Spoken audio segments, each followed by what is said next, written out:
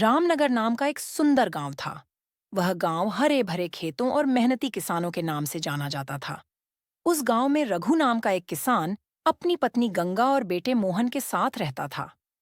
रघु एक गरीब और नेकदिल और बहुत मेहनती इंसान था। वह रोज सूरज निकलने से पहले खेतों में जाता, मिट्टी जोतता और बीज बोता। इस तरह खेतों में दिन रात मेहनत करता था। लेकिन वही दूसरी ओर रघु का बेटा मोहन बहुत आलसी था और वह कुछ काम नहीं करता। वह दिन भर बस दोस्तों में इधर उधर घूमता रहता। एक दिन मोहन अपने पिता रघु को पसीने में लथपथ देखकर बोला। पिताजी, आप इतनी मेहनत क्यों करते हैं? क्या हमें आराम से नहीं जीना चाहिए?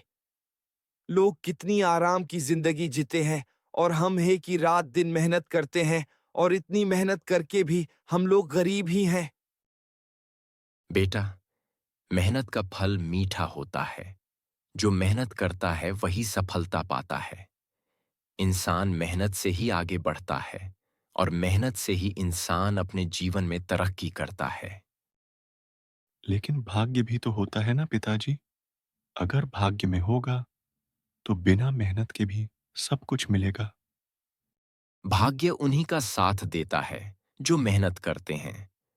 याद रखना बेटा, आलसी इंसान का भविष्य अंधकारमय होता है। लेकिन मोहन अपने पिता की बातों में कोई दिलचस्पी नहीं लेता और वहां से चला जाता है और अपने कुछ आलसी दोस्तों में जाकर फालतू का समय बर्बाद करता रहता है। कुछ महीनों बाद गांव में अकाल पड़ जाता है। बारिश ने अपना मुंह फेर लिया था, जिससे खेत सूख जाते हैं। किसान परेशान हो जाते हैं।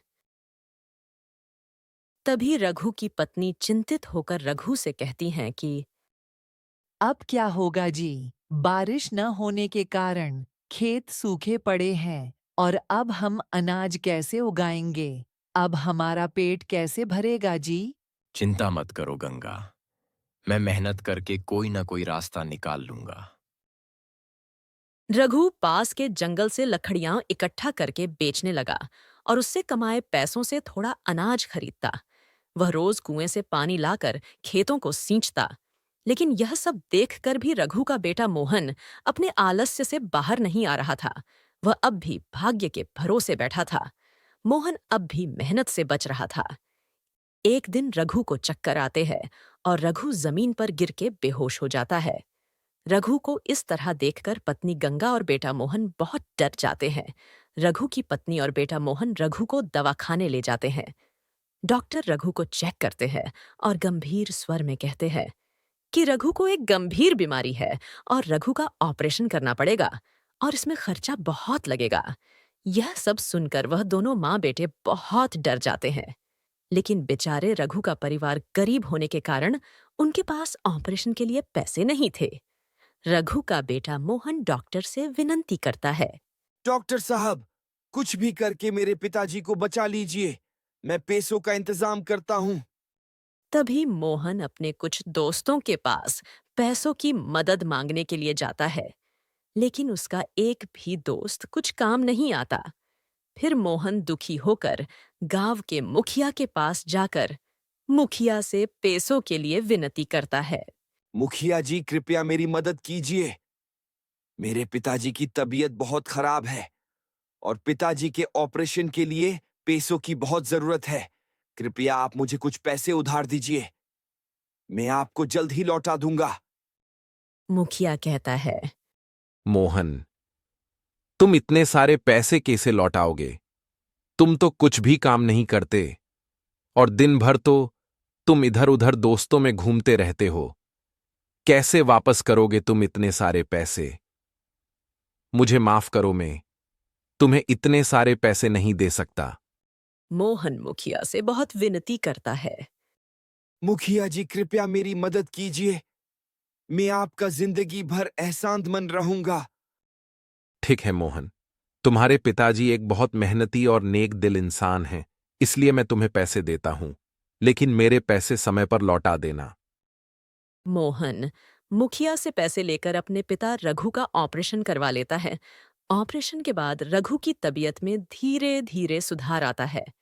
बेटे मोहन को अब अपने आलसीपन पर बहुत पछतावा हो रहा था कि मैं अगर मेहनत करके कुछ पैसे जमा कर लेता तो आज मुझे पिताजी के इलाज के लिए इधर उधर भटकना नहीं पड़ता।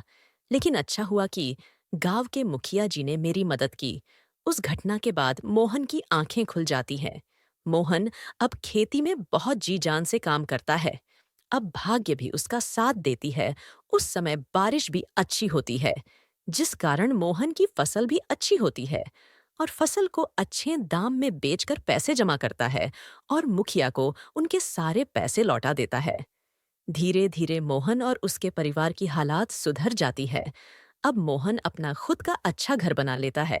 बेटे की इतनी मेहनत और तरक्की देखकर मोहन के पिता रघु और माँ गंगा खुशी से फूले नहीं समाते। मोहन के माँ बाप मोहन की शादी कर देते हैं। मोहन को बहुत ही अच्छी और समझदार पत्नी मिलती है। मोहन की पत्नी परिवार का ख्याल रखती है और इस तरह मोहन अपनी मेहनत के दम पे और ज्यादा सफल हो जाता है। इस कहानी से हमें यह सीख मिलती है कि जो इंसान मेहनत करता है वही सफलता पाता है। भाग्य भी केवल उन्हीं का साथ देती है जो मेहनत करने से पीछे नहीं हटते।